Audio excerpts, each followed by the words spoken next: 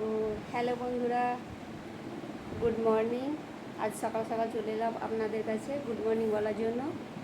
তো আমাদের এখানে এখন 6:30 বাজে। আশা করি কেউ উঠেছে কেউ উঠেনি। আমরা গ্রামের মানুষ, তাই আমরা একটু সকাল সকাল উঠে পড়ি, মানে আমরা 5:30টাতে উঠে পড়ি। তো এখন 6:30 বাজছে, তাই ভাবলাম আপনাদের সঙ্গে একটু গল্প করি, আলোচনা করি।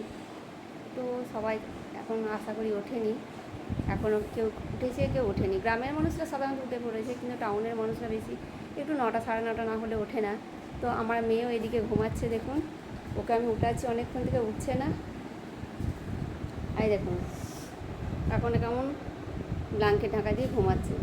বাবু উঠে পড়ো, জাহিন।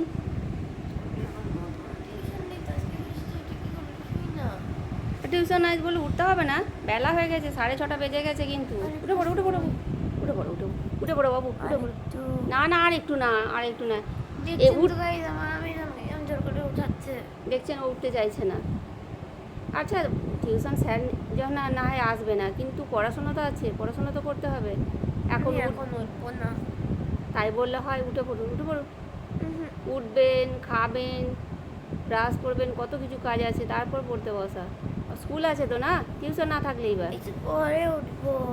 না না উঠে পড়ুন। আচ্ছা সবাইকে আবার গুড মর্নিং বলে দাও। Good morning. তো এখন উঠতে চাইছে না, ও বলছে আর একটু ঘুমাবো। দেখা যাক, একটু ঘুমাক, আবার আধ ঘন্টা পরে আমি ওকে তুলাবো। বাই, সবাই ভালো থাকবেন, সারাদিন সুস্থ থাকবেন।